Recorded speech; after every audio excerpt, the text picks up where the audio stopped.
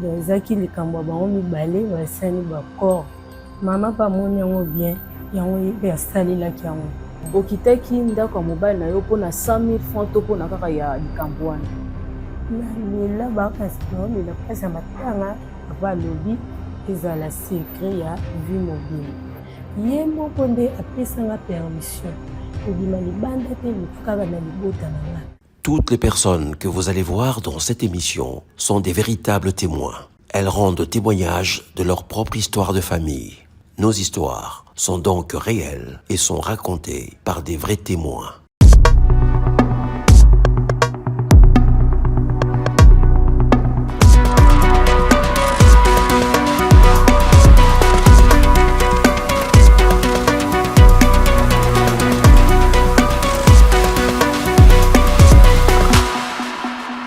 La vie des mamies bascule lors des obsèques de son père.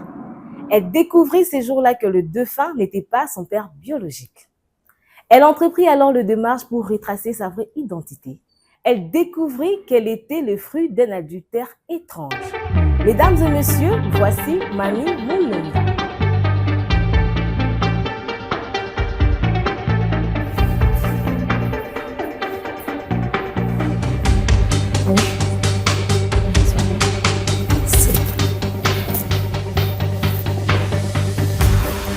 Na émission yo toyambaka bato ya lolenge nyonso lokola yonanga bato yo vi na bango échangeaki mokolo bayebaki sekele ya histoire ya famille na bango.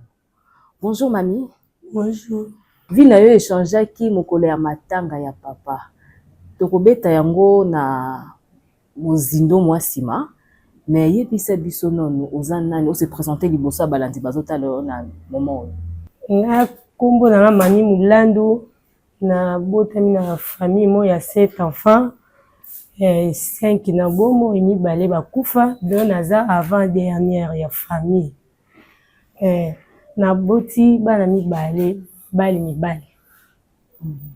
Na mobali oyo bala kinga na hotel. Na boti mibale.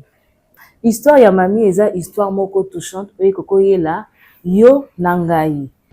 Kona yo azana minito na ba problème moko similaire na mani ozomona oyo. Yango na kosenga na bino bo aimer, bo partager, bo liker émission oyo afin que YouTube ait proposé les sous bato yo oh non ba moni émission oyo te ba yeba na kotala ngo pour émission oyo eza émission oyo ezo réconforter, ezo soutenir, pe ezo ko édifier bato bazo landa biso na moment oyo.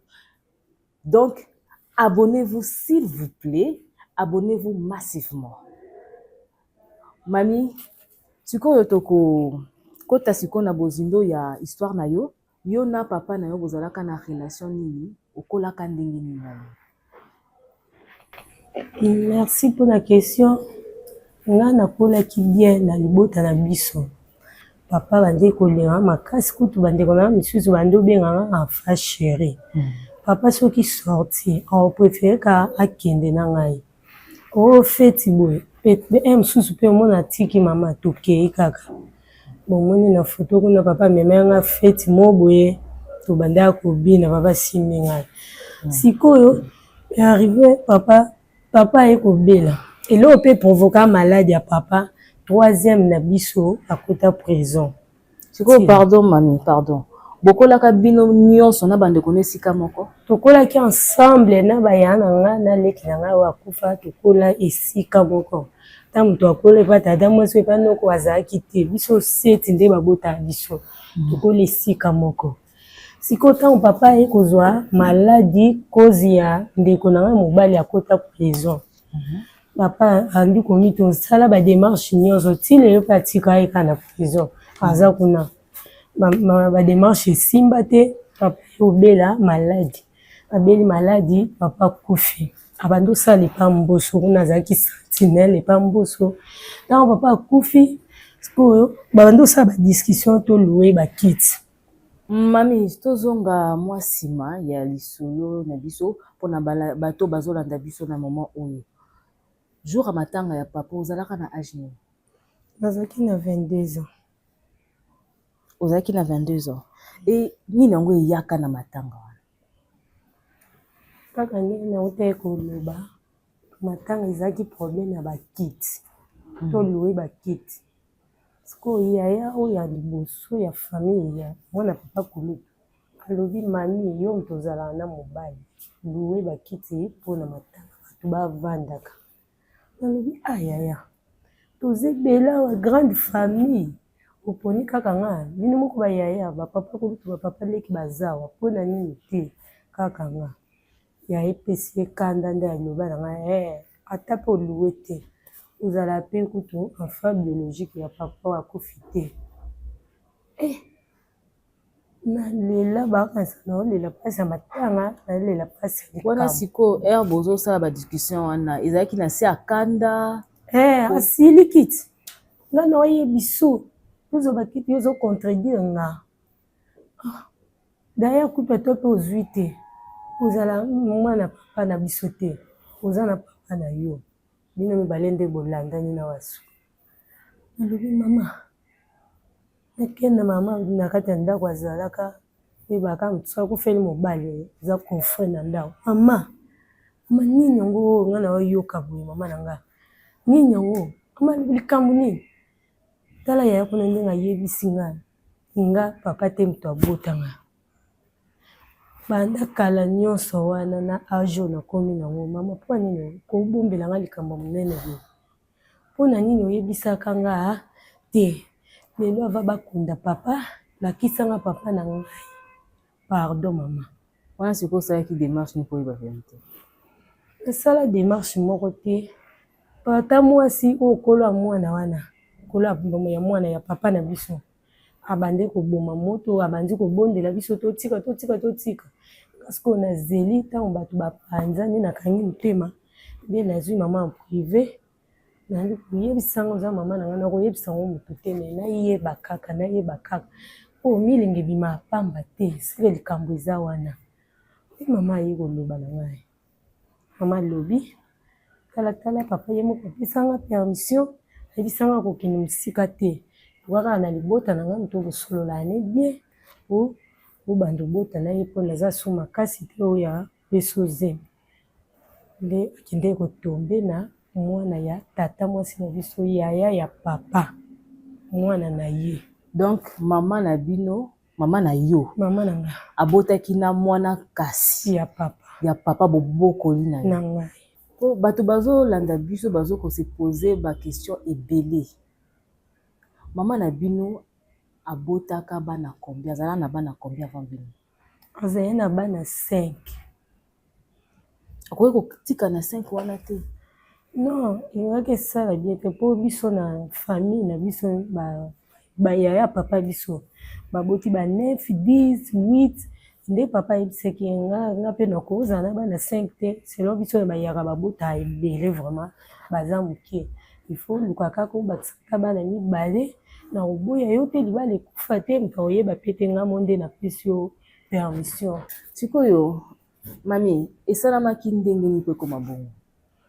Esalamaki na ndenge papa ye moko akomaki kose sentir capable ya kopesa zemi nde atali na nde babotameli bango baboti bana ebele ye amoni ke 5 eza moke akomaki na baimpuissance sexuelle nde ye moko apermettre mama il faut tobakisa bana siko ngai nazokoka lisusu te mais yo kozwa moto ya libanda te luka kaka na libota na nga oyo solola na ye bien ye wana nde okozwa ne bana. Sikoyo ntango papa banda koloba na ndenge yo mama explique yo likambo wana te mama azoko explique likambo wana eke papa na bino ayebisaki makambo wana mama na kote na ye abanda koyoka ndenge nini ntango bapesi proposition wana pe papa apropozaki mama likambo wana ezalaki na kanda ezalaki par autorité ou bien obligé face à likambo yango to ndenge nini? Te selo mama nde alobaki ezalaki mpe ya kanda te ezalaki kaka proposition mama mpe amoni yango bien yango mpe asalelaki yango donc ezalaki likambo ya bango mibale basani baccord mpona kaka bakóma na bana ebele. Sikoyo papa atikaki mama ye moko apona nani akobota na kati ya libota na ye na nani?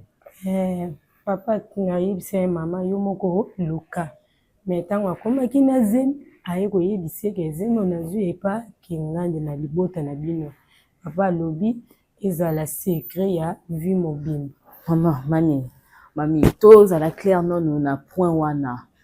Tango mama akoki koluka na libota ya mobali ya papa na bino, papa no bobokoli ayebisaka papa te ke na yo kende kobota na ndeko no intel boye, ayebisaka ye te? Ayebisaka ye non te. Ntango nde akomi na zemi yango ayetuni akomi na zemi loba verité mpo bino bamama boyebaka kolo zemi. Nde alobi te yo olobi ya nini naluka na libota zemi oza ya kingandi na libota na yo obaki nake libanda te. Mwaye po tuna ye eza te menga nde na ye biso etikalaka ya biso mibale po deja tosolola yango. Sikoyo na baperiode wana nini dega moko esalamaka te, atmosphère moko boye te na ndenge mama obetolo biso? Eloko te etikala sans indice eloko te. Est-ce que mama ayebisaki yo te to otunaki ye te soki ye na mwana kasi bazalaki mpenza na bolingo ya solo? Wana natuna ye te. En fait nga biti na nga ezalaki kaka ayebisa nga esika abotaki nga. Yo mpo oyebaki mpe mwana kasi yango? Oui nayebi ye mito azala mokali kuna na suka mpona matanga mpe azalaka présente okingandi o mwana boye mwana boye mais o asala indisi pendant ke tobande kovivre tikala oyeba eloko wana te. Donc ntango banda kokola banda komona ye mpe te na ndako aya koshushote yo apesa ata mwa bakado eloko te. Sikoyo mami, est-ce que ondimaki version ya mama na yo na ndenge abetelaki? Oui nandimelaki ye po deja elobamaki yango nandimelaki eke oyo ayebisi nga eza réalité po deja elobamaki mpona mpa bandeko kaka jour ya matanga. Bandeko jour ya matanga nandimaki yango oyo nga esala nga mpasi badistance oyo tokomena nango na bapropre yaya. Mais nzambe asungi nabonani tata mwasi wana kolo ya papa na biso moboti ayaki asangisi biso mais malgré asangisi biso affection eza vraiment lisu te. Nga navandaka na leki na nga wana bango mpe bavandaka na ndenge. Na kovandisa bino wana est-ce que ovandaka na mama na mwana kasi wana na papa na yo biologique esika moko oyo mpe oye mpe ovandisi bango pose bango question baexplike yo version na ndenge moko bango mibale bapesa version oyo okoko comprendre te wana esalami après enterrement. Mama mpe aza lisusu ate akenda intérieur po papa mpe aza lisusu te. Papa mpe aza te tata mwasi aye kovandisa na sanse ke toyokana nde tosolola lisusu te banda wana. Avandisaki banani? Biso famille nga na baya na nga wana mpo tosolola lisusu te. Nde alobi tosololaka so likambo mpe tosunganaka mpo ezala ye mwana kasi ezala nani tozaka libota. Mais avandisaki mwana nkasi te? Avandisa ye na mama na yo? Mama na nga aza te. Mama na nga banda papa kufa kenda village. Depuis bayebisa oke ye nde papa na yo, est-ce que ozwaki makanisi ya kosolola na ye en privé? Même pas. Naza na affection na ye te. Na mpe nabenga ye te naza mpe na numero na ye te. Ko relation nini otikala yango na mama na yo sikoyo?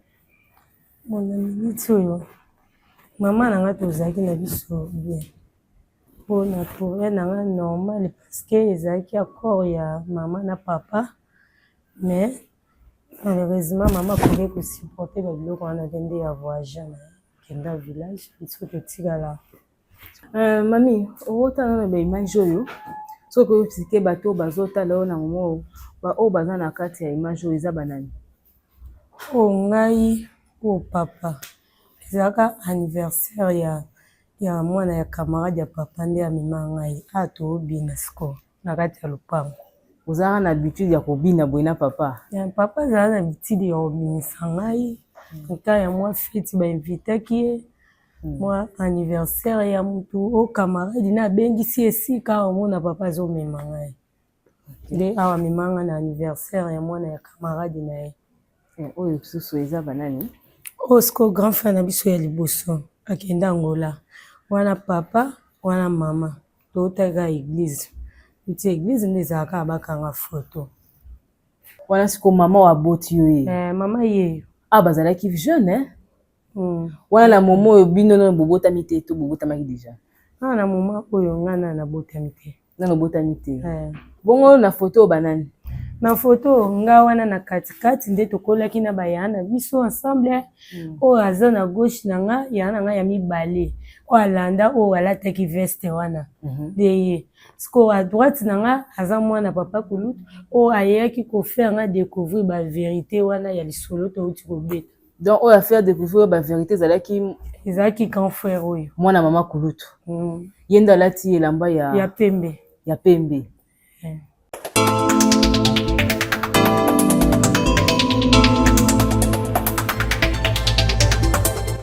Retour sur ces plateaux, mami na ebandeli yebisaki biso ke obala oza na bana mibale na révélation oyo mama na bino ayebisaki yo ke abota yo na mwana kazi ya papa bobokoli na yo. Est-ce que mobali no ayebaki likambo yango? Ayebaki yango déjà po ebimaki me amiyebelaka yango te a partir wana ntango nasololai na mama mpe nabetelaki lisolo. Siko ezalaki impact nini ezwaki na libala na yo? Banda wana nga na libala na gomaki mépris donc bamésentente ezala basemeki so boswani mwana babota na bana tata somoni mwaye te okende kobota kote mosusu nde bamesinisa bino ndenge mama na opa asalaka yango insulte wana pena ekomaki kosalanga mpasi nde na moma oyo nadesidaki ko mpe mobali wana lokola abalanga na te valeur eza te nde nakendaki nazovanda na ndako ya petit frère na nga na nde nayaki obungisa lisusu mbongo 100 000 francs ya fete apesaki nga donc ekoma lisusu bien te nga na mobali wana nde nakitaki nakomi kovanda na ndako ya petit frère na nga. Okitaki ndako ya mobali na yo mpona 100 000 francs to mpona kaka ya likambo wana? Mpona likambo wana nani oyo ekoma likambo moke fo barapelenga bongo likambo moke nazala so à l'aise te banda na découvrir vérité wana na ndenge mpo obungisi mpe mbongo nde olobi te basangisi nyonso wana nakomayeka mal à l'aise naza mal à l'aise. Merci mami na ndenge opartage lisolo na yo epa banandi bazotala biso na moment oyo likambo ekomeli mami ekoki mpe kokomela yo mpe ozotala biso na moment oyo na yango na kosenga na bino bo s'abonner bo like bo aimer pe botika ba commentaire na bino na se ya émission oyo likambo oyo ekomeli ye ekokomela pe yo na ngai bandeko. Merci mami na ndenge osepelaki ko partager biso lisolo na yo. Histoire na yo eza vraiment touchante po bato ebele bazotala biso na moment oyo bazotraverse ba moment difficile po baza na ba histoire moko similaire na oyo ya yo mais soki yo oza boye ozovivre ozorespirer eza que grâce à Nzambe eza likolo na yo ce n'est pas pour rien, il y a pas de hasard dans la vie. Donc encore une fois de plus merci et courage. Dieu le père des orphelins mais yo papa na akufa te azali mais Nzambe ayebi le pourquoi oyaki na mokili na circonstance wana. Voilà bino pe ba oyo bozolanda biso bobosana te ko s'abonner ko liker na ko tikela biso ba commentaire na bino na se ya émission oyo po YouTube e bana ko proposer na ba oyo bazana noté na niveau ya kolanda émission oyo ekoki ko édifier bango ko fortifier bango ko encourager bango pona likambo histoire oyo balandi bazo landa pe bato bazo témoigner baza pe bato lokola yo na ngai o bazo luka na ba difficulté na yango soki yo pe oza pe na histoire na yo oza na secret moko yaki na vie na yo o changer vie na yo n'hésitez pas ce plateau est pour vous. À la prochaine.